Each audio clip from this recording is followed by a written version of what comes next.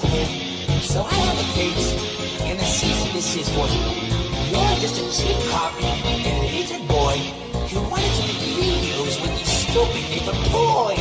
Let me show you what that does now.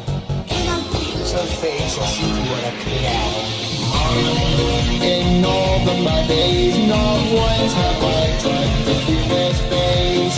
I'm not him, and you're not me, but give us another chance, I promise you please. I'm not the one about, I swear.